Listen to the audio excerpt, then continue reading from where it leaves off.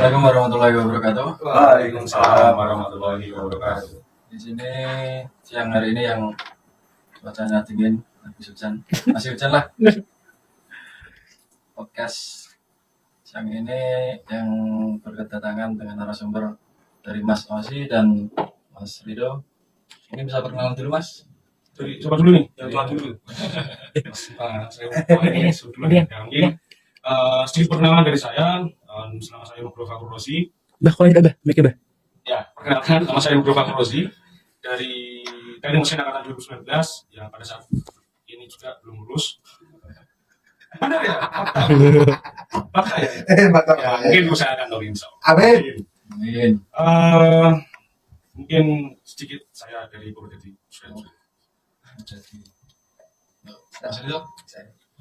Oke, perkenalkan nama saya Rido, Muhammad Rido Setiawan Huda. Saya dari sekarang semester 6. Ya semoga lulusnya bareng Mas Ozi lah. Oke. Mas. Oh, mau ditanya sekarang? Masa? Oke. Ya, saya yang dari Teknik Mesin Angkatan 2022, asli dari Pati ya. Pati ini gabus ya? Fox. Mungkin sibukan orang semuanya pertama juga apa nih? Dari Mas Osi dulu, sibukan akhir-akhir ini. Mungkin kesibukan dari hari ini ya? Ya, Kemarin mungkin yang pertama aku tiduran. Terus yang kedua kalau malam ngerjain skripsi atau KP dan TA. Ya nyicil lah bro. Iya. Maksudnya kalau pengen cepat lulus ya harus nyicil juga.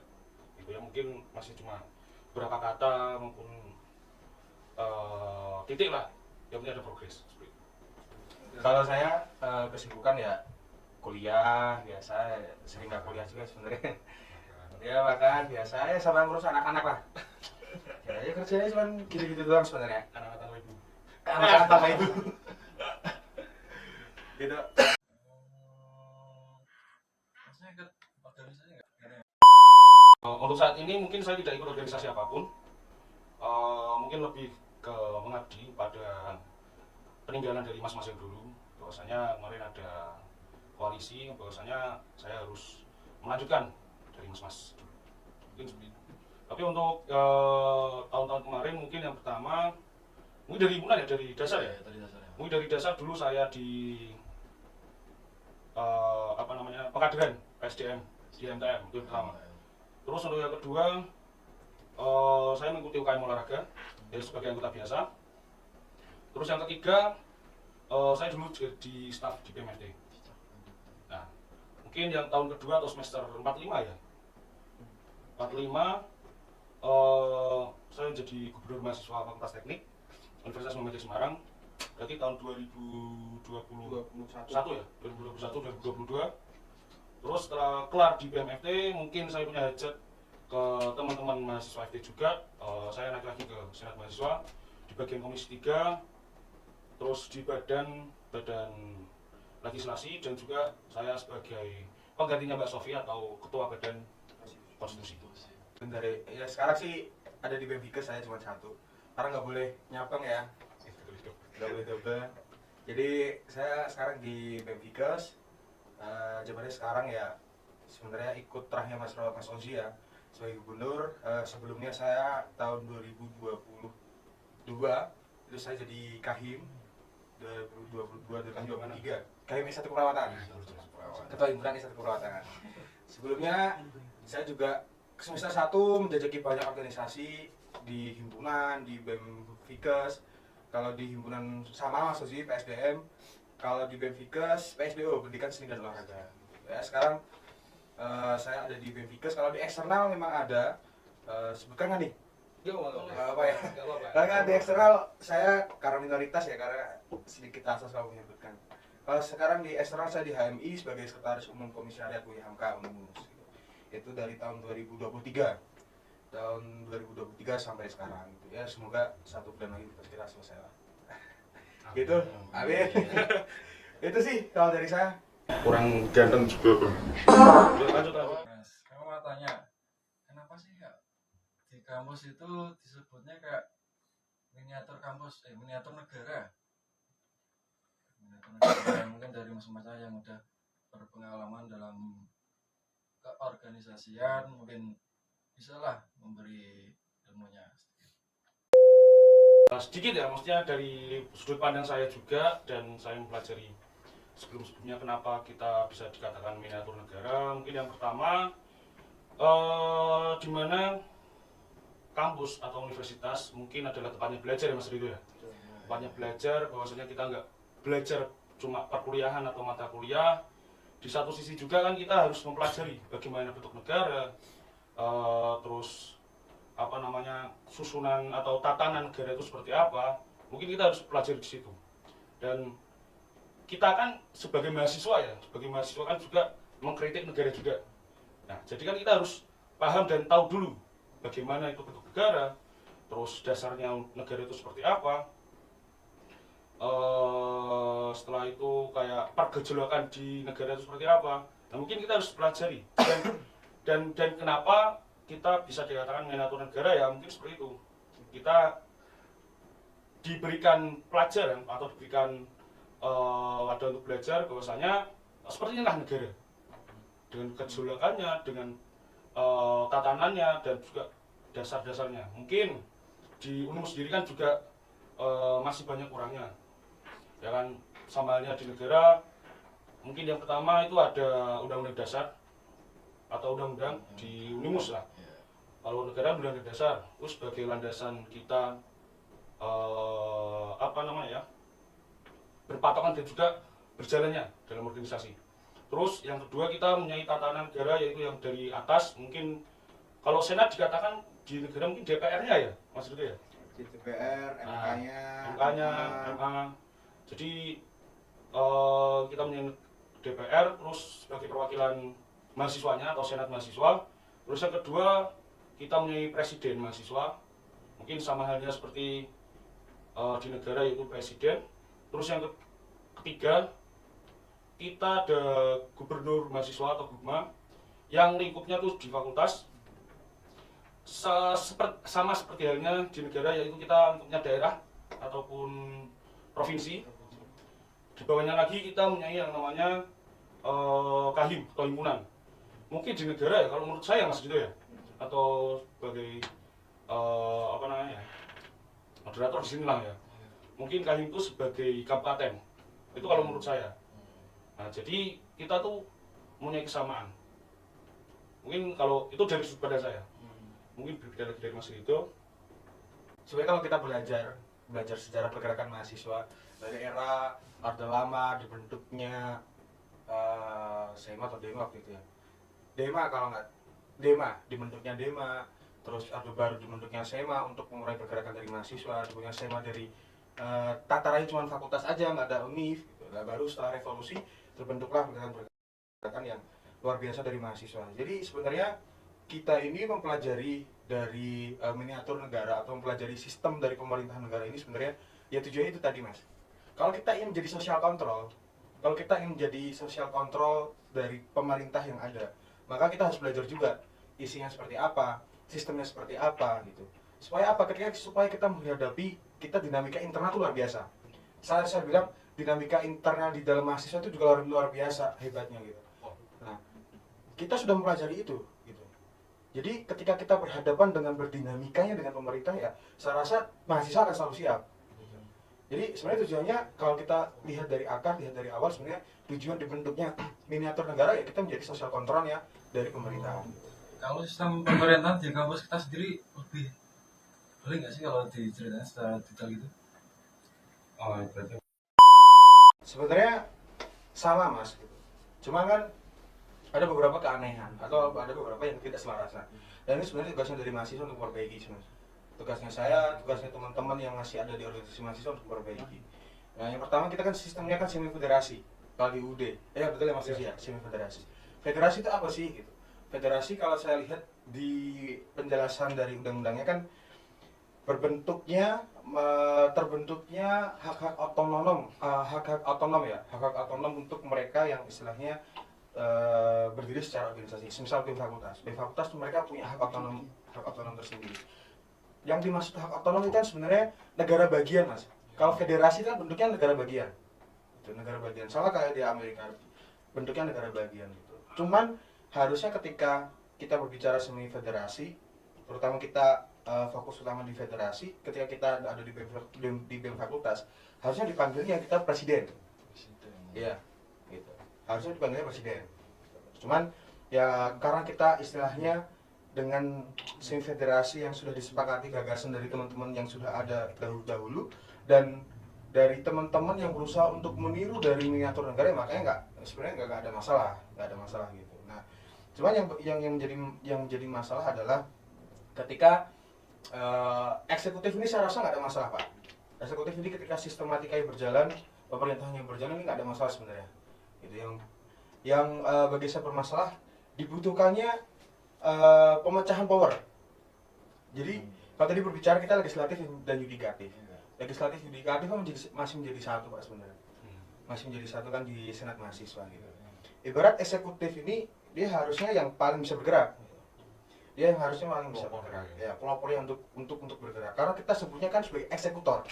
Kan gitu. Nah, tapi ada beberapa bagian yang saya sebut di sini super power. Gitu. Karena legislatif dan yudikatif dibarengkan gitu. Dijadikan di satu tempat gitu. Nah, makanya sebenarnya saya antara kemarin kalau di kongres kita terakhir kan ada rekomendasi pembentukan mahkamah mahasiswa. Nah, cuman ada mahkamah konstitusi mahasiswa ya. Cuman ada beberapa yang mungkin saya rasa harus ada persiapan yang lebih untuk kita ke sana gitu. Sebenarnya bagus kita untuk memecah legislatif dan yudikatif di mana kita memecah super powernya gitu. Nah, sebenarnya itu bagus, cuman ada beberapa persiapan yang harus dipersiapkan secara betul-betul gitu. Itu sih jadi pemerintahan kita sebenarnya di Unimus itu simpel. Semua saya rasa berjalan sebagaimana mestinya. Cuman ada beberapa yang harusnya memang perlu diperbaiki gitu. Diperbaiki pun juga butuh waktu dan proses yang lama Mas. Gitu. Berarti kalau legislatif sama yudikatif jadi satu jadi sama toh? Ya, itu kalau berarti kan pembuat undang-undang. Ya. Iya. Kalau dia juga yang melanggar undang-undang itu kira-kira gimana?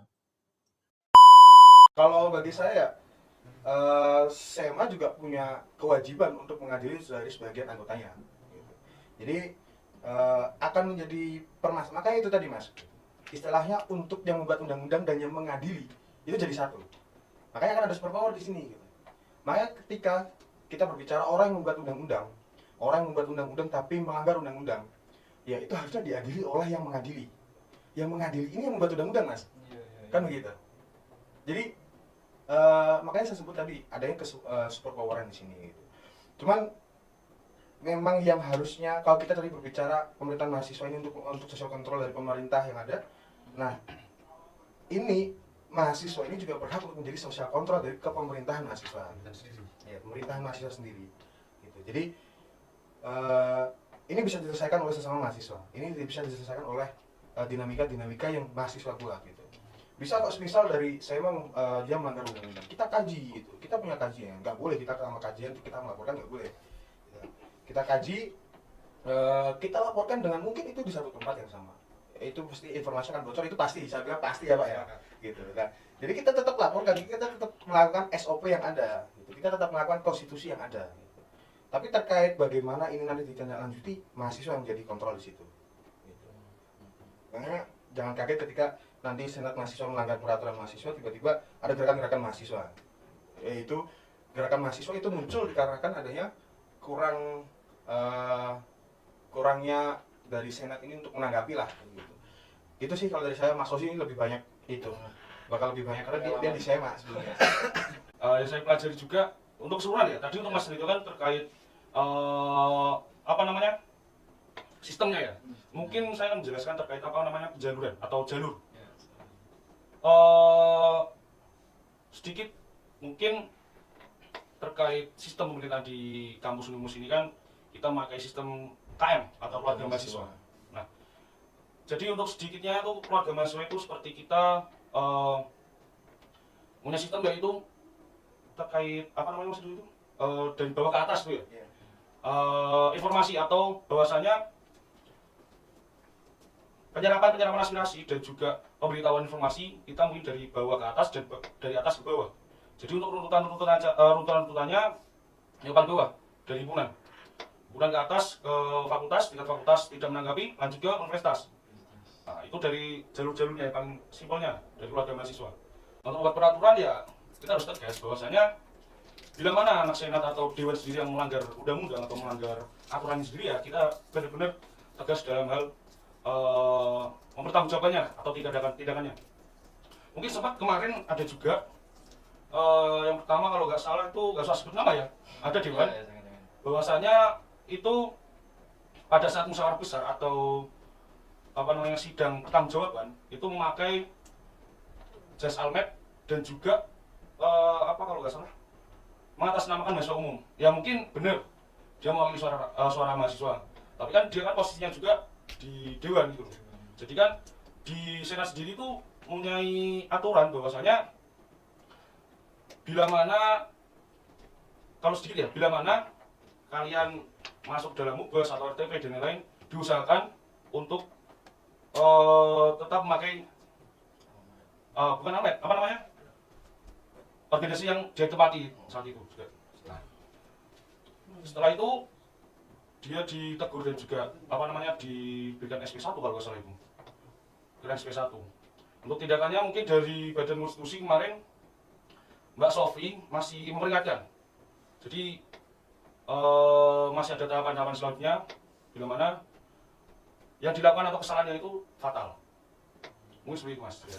Jadi sebenarnya keluarga mahasiswa kalau di UD ya Mas, disebutkan itu sebagai bentuk sistem pemerintahan. Pak ya, bentuk sistem pemerintahan. Jadi sebenarnya ini ada, kalau bagi saya ini juga bermakna juga gitu. Luar biasa namanya keluarga mahasiswa ya kan, keluarga mahasiswa. Nah jadi akan menjadi hal yang lucu ketika bentuk pemerintahan dari keluarga mahasiswa ini tidak dijalankan dengan baik dengan cara itu. Saya sepakat ketika Mas Susi berbicara musyawarah mufakat, yaitu tandanya adalah sebagai bentuk penyelesaian dari keluarga mahasiswa tersendiri. Nah, masalahnya bentuk musyawarah mufakat ini, apakah istilahnya akan menimbulkan masalah-masalah yang baru? Gitu. Karena musyawarah mufakat ini terkadang dia sebagai mungkin saya ketua BEM fakultas ya gubernur, saya mewakili mahasiswa fakultas saya, tapi akan menjadi hal yang lucu. Nih, misal saya mewakili mahasiswa saya, tapi ada kepentingan juga di situ, itu akan menjadi hal yang lucu. Makanya keluarga mahasiswa di situ makanya harus betul-betul dilaksanakan sebenarnya. Kalau saya sampai saat ini dinamika yang ada itu terkadang menjadi fokus yang lupa ketika kita berbicara keluarga mahasiswa, berantem sana sini, ya kan? Kita debat sana sini, gitu. Apa sih yang diperjuangkan sebenarnya? Kan gitu Mas. Jadi bentuk pemerintahan aja itu udah luar biasa bagus keluarga mahasiswa. Artinya di lain dari sistem yang namanya keluarga mahasiswa ada makna-makna yang diinginkan dari terbentuknya keluarga mahasiswa itu sendiri. Kan itu. Tujuannya apa? Ya sebenarnya tujuannya kalian jadilah satu di dalam keluarga mahasiswa. Keluarga mahasiswa itu saya sebut sebagai lembaga, sebagai badan koordinasinya dari organisasi mahasiswa di bawah. Jadi akan menjadi hal yang lucu ketika ditanyakan, kenapa BMKM ini kok enggak yang kalian mengadakan event misal sarasan dengan mahasiswa semuanya. Loh, iya itu misalnya itu udah tugas dari himpunan dan BEM fakultas yang sekarang masuk ke mahasiswa. Itu tujuan dari BEM fakultas, BMKM itu sebenarnya untuk mengkoordinasikan aja dan sekarangnya untuk membuat gerakan-gerakan yang lebih besar dari teman-teman himpunan atau BEM fakultas. Gitu Mas. Kalau kita berbicara keluarga mahasiswa sebenarnya luas. Pada ininya bagaimana caranya kita untuk menjadi keluarga yang utuh. Gitu. Kalau seharusnya kan emang musyawarah tuh Mas. Ya. Kalau sistemnya apa malah pakai sidang itu, kayak gimana itu Mas?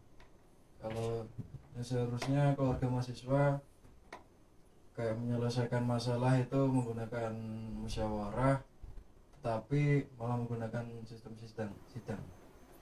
Mungkin ya saya. Ya. Sedikit ya mungkin ya untuk sistem terkait sistemnya ya bila mana ada permasalahan ya kita harus selesai bersama-sama gitu. Dalam misal kita punya permasalahan internal, ya udah kita selesaikan dalam lingkaran dulu lah. Ibarat kata evaluasi ya Mas gitu ya. Evaluasi dulu dari dalam internal dan mungkin terkait persidangan atau sidang-sidang itu adalah jalan terakhir. Bila mana permasalahan ini tidak selesai dan masih banyak pro dan kontranya. Nah, jadi kita lebih memilih sistem kekeluargaan terlebih dahulu. Keluarga dulu. Nah, bila mana keluargaan nggak bisa ya, baru kita memanggil ataupun mengundang sebagai pihak penengah atau pihak ketiganya sebagai penengah. Ya mungkin dari konstitusi mas gitu ya. Sebenarnya terkait sidang mas.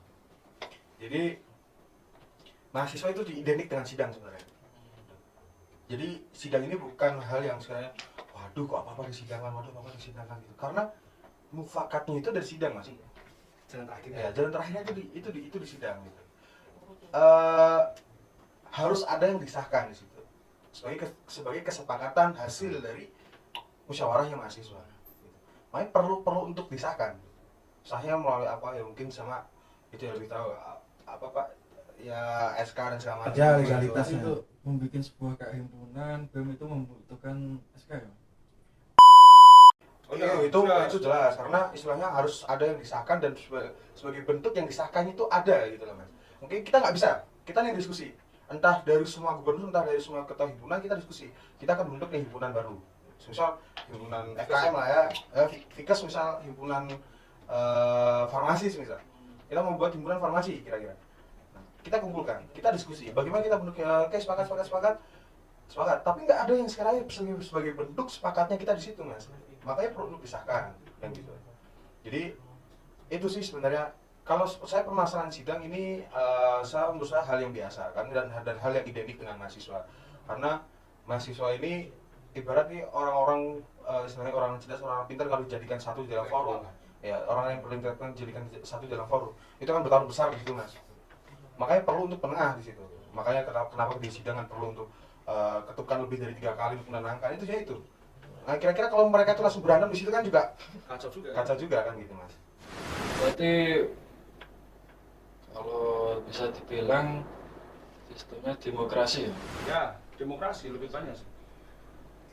Ya mungkin demokrasi lebih banyak. Sama yang seperti halnya di negara.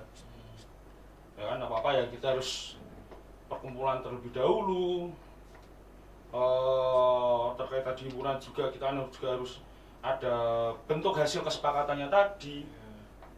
Nah, jadi ya bila mana ada yang baru ya benar-benar harus. Sebelum lebih jelasin lebih lanjut, demokrasi itu apa sih? Aku masuk dulu aja. Dulu demokrasi. Masuk itu. Sebagai di lapangan sih, sebagai saya sebagai penonton saya. Oke, demokrasi ya mas. Demokrasi sebenarnya seluruh keputusan, seluruh suara dan seluruh apa ya kesepakatan itu lahirnya dari bentuk kesepakatan bersama sebenarnya. Jadi nggak ada istilah untuk dari pemimpin ini memutuskan dan segala macam di sini. Itu yang perlu digarisbawahi terlebih dahulu gitu. Jadi sebenarnya saya takut di sini karena ilmu saya ini masih terlalu rendah ya terkait ini Pak. Sharing-sharing mas. Ini ya sepanjang pengetahuan saya mas gitu. Nah, saya sebenarnya itu mas hal yang bagus kita berbicara demokrasi gitu. Dan saya rasa dari seluruh ormawa itu masih berusaha untuk menerapkan hal ini, masih berusaha untuk menerapkan sifat-sifat atau makna-makna dari demokrasi ini mas. Karena selama ini kan kita gaung-gaungkan bahwa demokrasi, kalian harus berdemokrasi, ini nggak boleh otoriter dan segala macam ya kan. Jadi demokrasi Memegang kekuasaan tertinggi adalah rakyat lah, betul. Itu tadi. Nah, sepakat sih memang disampaikan oleh Mas Rito juga. Sebagai pengetahuan juga ya dari saya, mungkin saya masih banyak kurangnya juga yang Mas Rito, Mas Rian. Sama ya. Tapi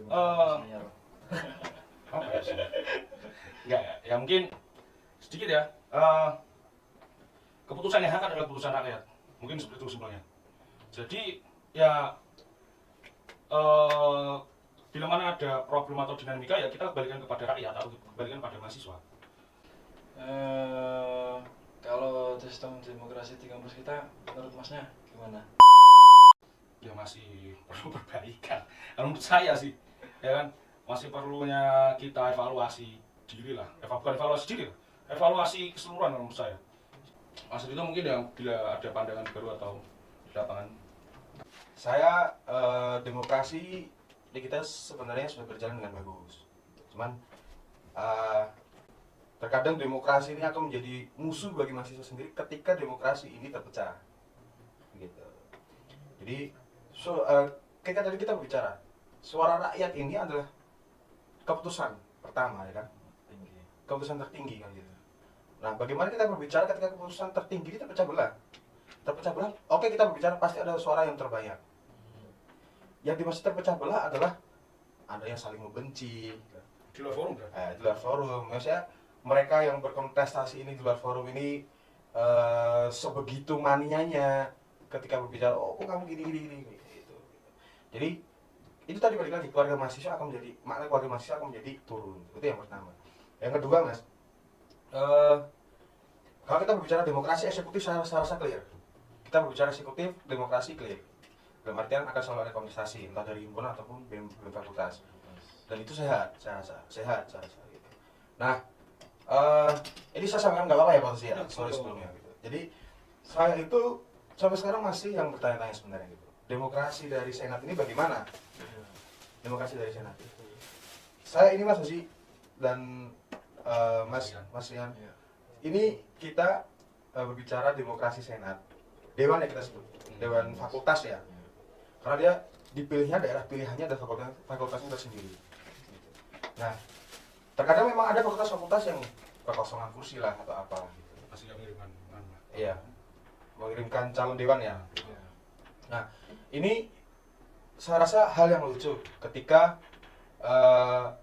kita ini misal Fikes itu kan selalu penuh gitu. Jadi terkadang tuh ada yang oh ini daftar 1, oh dikurangi di 1, akan menjadi hal lucu. Jadi supaya apa? Supaya tidak ada proses pemilihan di sini. Kita lihatlah caleg-caleg lah gitu, mereka luar biasa kok gitu. Kok kita istilahnya mahasiswa yang kita ingin menteri, kok kita nggak pengen ada pemilihan dari dewan mahasiswa gitu. Nah, setelah itu proses pemilihan berlangsung selesai, tiba-tiba ada fakultas kosong nih, fakultas kursi yang kosong gitu. Tapi itu diisi sama Fikes gitu. Ya, penarikan ya. Ya, penarikan dari Fikes itu mungkin secara konstitusi atau apa itu legal. Tapi hal yang lucu menurut saya Mas Osi dan Mas Rian gitu. Karena ibarat dia punya dapil sendiri loh di kita. Dia punya dapil daerah pilih di kita, tapi kok dia jadi dewan di sana gitu. Tanpa adanya proses yang kita lewati melalui KPU dan Bawaslu. Tanpa adanya proses seperti itu. Ibarat kita aja ketika kita berbicara eksekutif, pemilihan eksekutif, presmas misalnya, itu kita istilahnya sikat-sikatan kok kita masalah sertif, berkas aja ya. Antusiasnya itu luar biasa gitu. Nah, maksud saya dewan ini gitu. Saya menginginkan sebenarnya, bahkan saya bermimpi ketika dewan ini di Fikes harusnya ada kontestasi di sini. Ada kontestasi untuk supaya mereka tuh merasakan bagaimana cara mengambil suara yang banyak. Jadi kalau orang di Fikes jadi dewan itu gampang, tinggal dia punya TL, nggak usah ikuti proses KPU Bawaslu. Ketika nanti ada fakultas yang kosong diisi. Jadi demokrasi yang mana kita sebut kita berbicara kita pemilihan senat mahasiswa ini, gitu. Saya nggak ada permasalahan ketika pemilihan ketua senat. Ketua senat saya nggak ada permasalahan. Itu internal kalian sendiri, kalian yang tahu. Tapi akan menjadi hal yang lucu untuk pemilihan siapa yang akan menjadi senat. Fikes plottingnya 7. Ini Fikes yang dari Fikes sendiri yang jadi senat itu ada kalau nggak salah 9 atau 10 kalau nggak salah. Pokoknya di atas 7. Yang lain itu ditaruh di fakultas lain gitu. Lucu bagi saya gitu. Jadi tapi ya maksudnya karena saya saat ini karena istilahnya ada beberapa dari anak-anak saya, anak-anak mantan dulu saya di himpunan itu sekarang jadi dewan ya udahlah berproses lah, ikhlas lah gitu, belajar nggak apa itu. Tapi besok kalau bisa kalian semua ikutlah kontestasi kayak kita, rasainlah kontestasi kalian ketika berbicara di eksekutif, rasainlah kalian itu debat gitu. Rasainlah kalian tuh buat grand design pasti mereka buat ya, grand design adalah mereka buat grand design, tapi rasainlah kalian mempresentasikan grand design kalian di hadapan mahasiswa banyak. Dia benar-benar yakin. Iya gitu. Jadi kita aja caleg aja jumlahnya ratusan yang kepilih berapa aja. Semuanya bagus. Itu kan maksudnya ayolah, maksudnya kalau memang mau untuk mencapai kursi yang diinginkan ya kalian harus berkontestasi lah dengan baik dan sehat gitu. Itu maksud saya Mas. Jadi bagi saya menjadi hal yang kurang ketika kita ini saya tambahkan misalnya dia ketika menjadi dewan perwakilannya mahasiswa fakultas lain misalnya. Apakah fakultas itu tahu dia dari fakultas lain? Apakah fakultas lain anak mahasiswa fakultas lain itu tahu dia itu ibarat dewan yang ditarik dikarenakan bla bla bla. Dan bahkan apakah ada izin nih sama mahasiswa yang ada di dewan dia? Jadi itulah yang saya bilang ketika kita berbicara, saya rasa di semua lini politik itu ada unsur etika yang diperlukan di sini gitu. Itulah menurut saya yang harusnya sekiranya kita tuh bisa memperbaiki di situ. Gitu Mas Rian dari saya. Berarti kira-kira kayak apa ya bahasanya? Rusak apa enggak sih menurutnya? Saya bilang rusak ya. Saya bilang rusak. Tapi saya rasa rusaknya ini bukan rusak permanen lah. Bisa lah untuk diperbaiki, bisa lah untuk kita berdiskusi kira-kira bagaimana baiknya, bagaimana jalannya. Jadi saya rasa semakin lahirnya mahasiswa yang kritis, semakin lahirnya mahasiswa yang ingin untuk berkontestasi, saya rasa akan semakin bagus sistemnya. Tapi dengan catatan ya kita harus berdiskusi bersama. Gitu kalau dari saya. Dari Mas Uzi lah. Mungkin sedikit ya. Cek. Mungkin sedikit ya. Mungkin dari pandangan saya Mas itu ya. Yang di dalamnya bahwasanya kenapa ada dewan atau calon dapil lain masuk ke fakultas dapil yang lainnya lagi. Ya, yang pertama kita lihat aja lah. Yang pertama kita lihat bahwasanya ada beberapa fakultas atau beberapa himpunan yang tidak mau mengirimkan dewannya. Ya mungkin sepakat saya terkait perbaikan ini. Ya mungkin untuk kedepannya kita bisa lah ngobrol-ngobrol terkait perbaikan ini Mas Dito. Ya sedikit yang di dalam atau dari sudut pandang saya sebagai senat kemarin bahwasanya ya gimana ya Mas Dito ya, kalau tidak terisi kita sebelumnya sudah apa ya menabung ya bahasanya udah ketuk pintu mas fakultas yang tidak mengirimkan gitu loh. Tapi ya sama aja nih gitu. Ya mungkin terkait perbaikannya ya di sini nanti Mas Dito. Kenapa yang diambil dari fakultas lain gitu loh? Ya mungkin niatnya baik Mas Dito untuk mengisi suaranya atau mengisi aspirasi dari mahasiswanya, ya kan? Ya mungkin yang nanti kedepannya diperbaiki. Nah terus semisal kalau fakultas ini nggak ada yang isi kan nanti kan juga repot sendiri. Bagaimana kita mengaspirasikannya pada Gukma, terus mahasiswanya itu mereka ingin apa di undang-undang. Jadi seperti itu. Terus terkait tadi Mas Dito ya, terkait ketuk pintu dari dewan yang lain, ini sudah ada.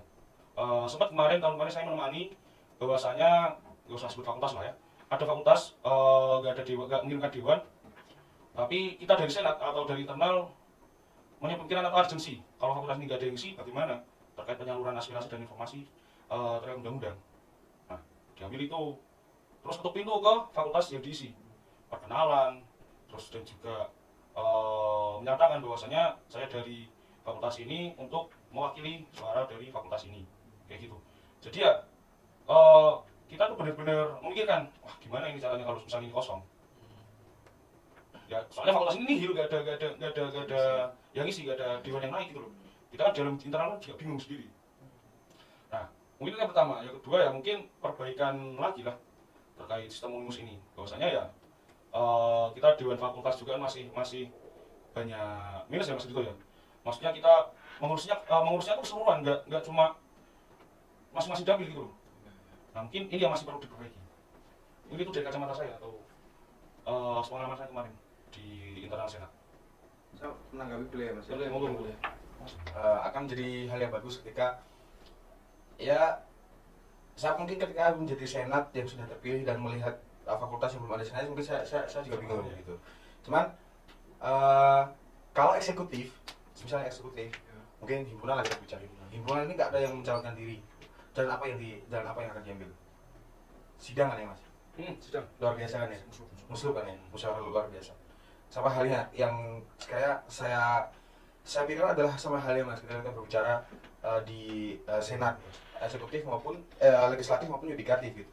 Sama halnya gitu. Jadi lebih bagus kalau kita berbicara senat yang kurang ada atau senat yang kekosongan kursi ini, saya bisa lah untuk sebelum dimusuhkan mungkin kita mungkin bisa berdiskusi dulu dengan pimpinan yang sekarang, pimpinan yang lebih yang dahulu, dan pimpinan yang ada di fakultas tersebut, mungkin diskusi kira-kira bagaimana jalan baiknya. Itu mungkin pandangan dari saya sih Mas, terkait harusnya sistemnya harusnya lebih bagus gitu.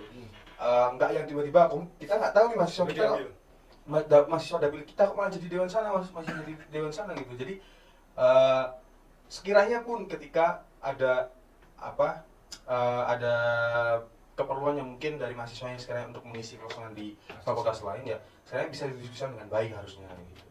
Itu sih, jadi saya kira diskusi itu harus selalu berjalan Mas Susi gitu dan teman-teman. Jadi mungkin perkenalan dan segala macam itu oke, tapi untuk yang sekiranya melalui proses yang benar itu susah gitu. Jadi kalau kita berbicara, ya saya bilang lagi bahwa eksekutif itu sudah melalui proses yang sangat benar.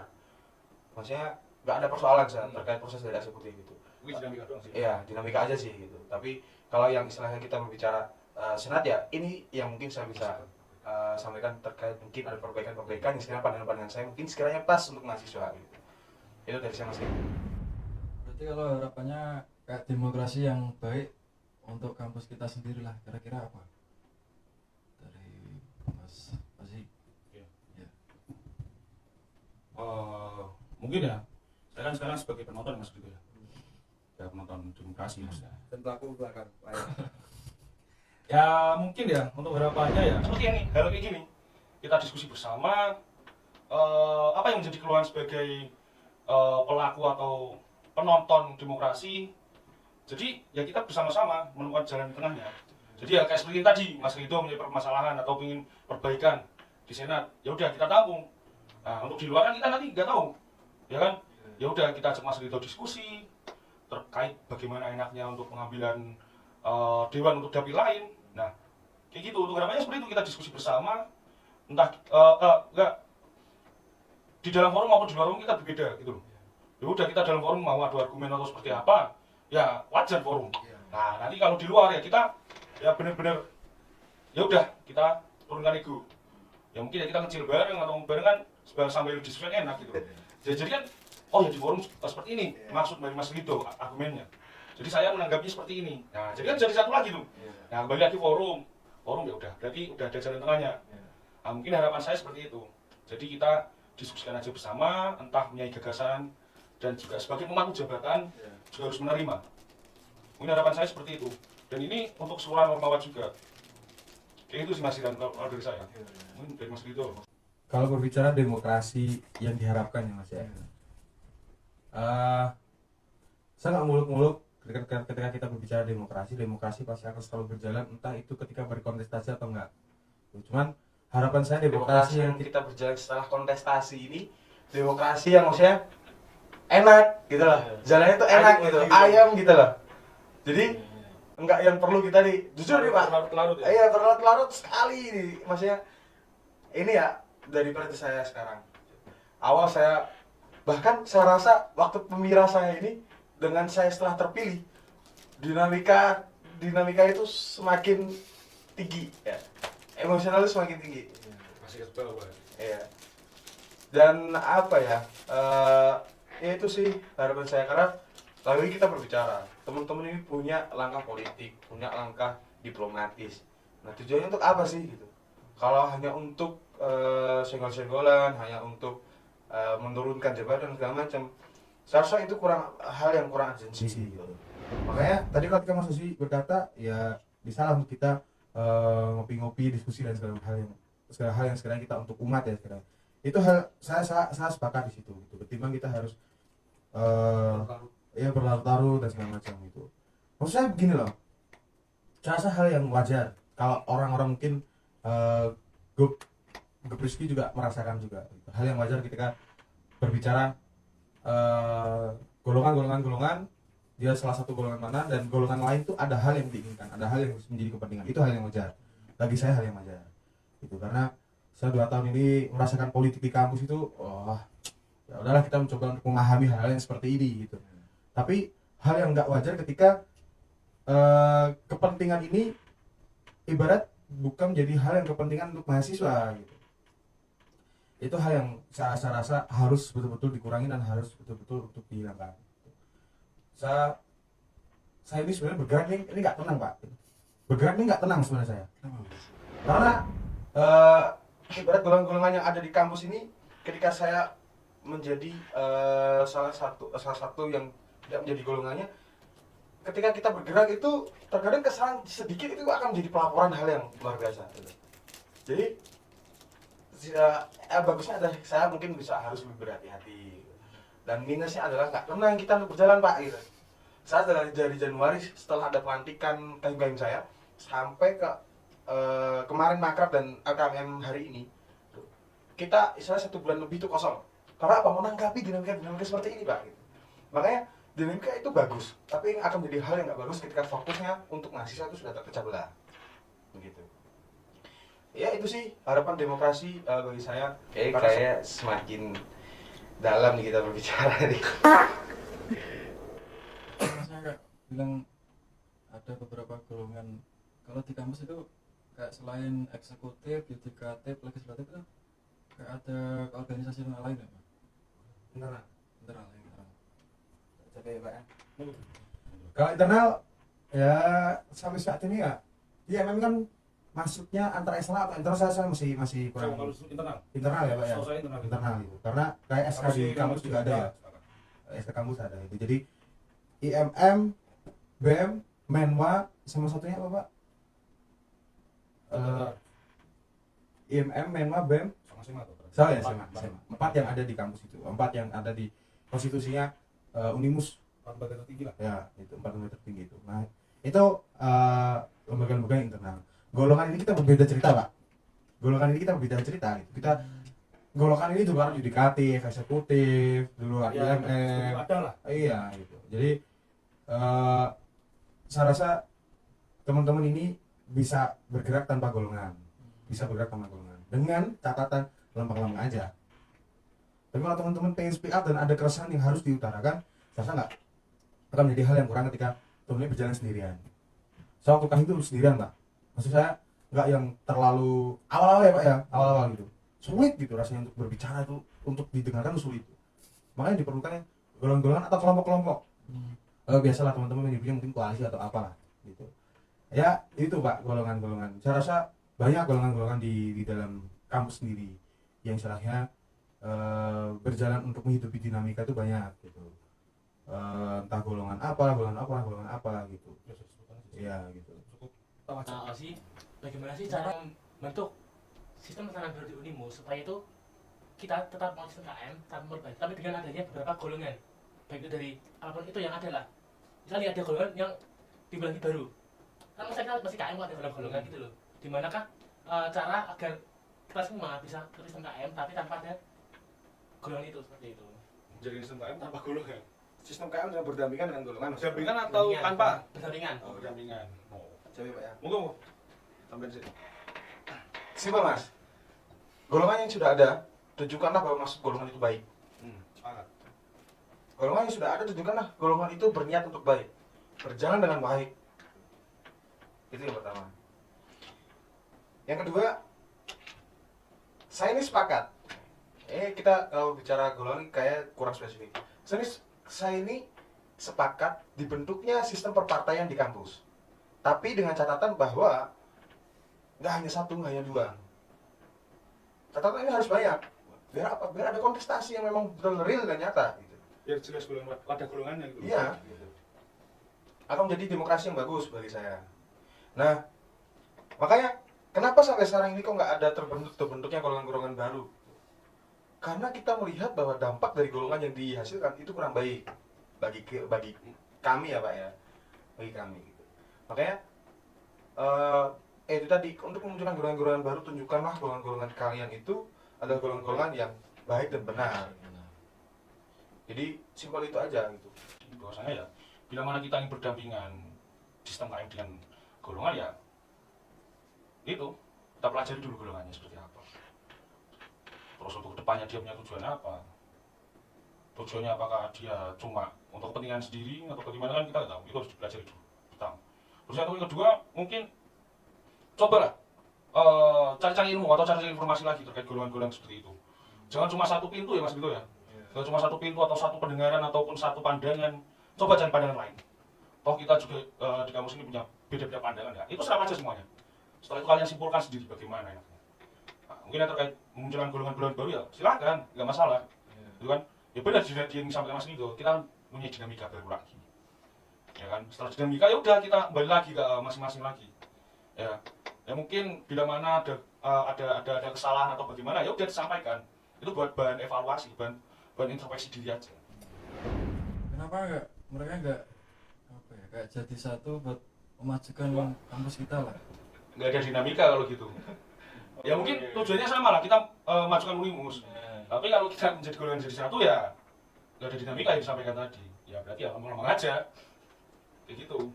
Kalau menurut saya, nah makanya harus ada beberapa golongan atau koalisi yang benar-benar itu bisa membuat dinamika. Jadi tahu, oh kesalahannya di sini. Oh berarti harusnya seperti ini. Nah, itu baru namanya belajar. Nah, kayak gitu. Kalau saya sebenarnya itu sebenarnya mimpi saya juga Mas. Jadi satu. Tapi golongan, kalau kita berbicara satu, kenapa nggak jadikan satu jadi satu golongan aja sih Mas? Malah yang bagus ketika di antara golongan dijadikan satu. Hal yang bagus itu. Tetap ada golongan gitu. Tapi bisa kan ya untuk golongan-golongan ini dijadikan satu. Berarti tujuannya jadi Iya, tujuannya satu gitu loh.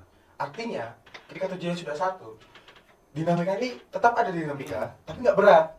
Ya cuma dinamika lapangan sih. Dinamika lapangan. Tapi tetap ada pembelajaran-pembelajaran yang akan kita ambil. Tapi nggak yang terlalu berat, jadi fokus kita terpecah.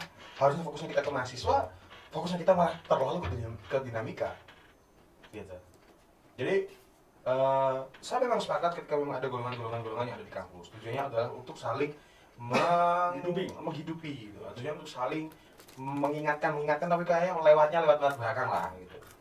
Nah, ya gitu lah. Jadi akan tetap hidup, tapi istilahnya ya dijadikan satu bisa lah ya gitu. Melalui mungkin semoga personal besok siapa yang terpilih jadikanlah satu istilahnya dari golongan-golongan yang memang kemarin sudah ada. Diajak ngobrol lah, diajak diskusi lah gitu. Ini kita ada hajat ini nih gitu. Dari teman-teman golongan-golongan ini kayak gimana gitu. Saya sadar, saya paham bahwa harusnya mahasiswa itu nggak terpecah belah. Saya sadar gitu. Makanya golongan ini bukan sebagai bentuk terpecah belahnya mahasiswa, bukan Mas. Golongan inilah sebagai bentuk mungkin perbedaan pendapat yang harusnya bisa diwadahi kan gitu. Perbedaan pendapat, perbedaan pandangan yang diwadahi oleh golongan ini kan gitu Mas. Gitu. Jadi ini bisa kok sebenarnya disatukan bisa, cuma butuh proses yang panjang dan proses yang capek juga. Satu menyatukan pikiran itu. Iya gitu. Oh, ketika ada pemimpin yang melanggar aturannya sendiri, ya akan selalu ada Mas. Saya bilang akan selalu ada. Nah, yang kelihatan apa enggak? Ya, tergantung kelihatan atau enggak. Nah, tetapi makanya seorang pemimpin itu ketika dia sudah melihat mahasiswanya, dia pasti ketika ingin melakukan kesalahan yang peraturan dia buat sendiri, itu saya rasa akan enggak tega. Kalau kayak pemimpin yang melanggar aturan yang dibuatnya sendiri tadi, terus tidak ada kayak pengadilan gitu, terus kalau kayak mahasiswa atau rakyatnya sendiri itu melakukan demonstrasi itu gimana? Ya kalau bagi saya nggak masalah, no problem. Ya emang salah mau gimana? Ya kan? Ya bila mana pemimpinnya salah ya kita sebagai mahasiswa ya harus apa ya namanya ya menyuruh apa ya? Berat katanya kayak pemimpin itu harus mempertanggungjawabkan apa namanya perilakunya gitu. Jadi ya kalau masalah demonstrasi ya jangan sampai lah. Kan kita sebagai mahasiswa ya kita selesaikan keluarga aja. Mungkin dari saya gitu, nggak usah terlalu membesar-besarkan penyuruh tapiannya. Misalnya kalau salah ya udah tegur aja simpel. Kecuali kalau rektor.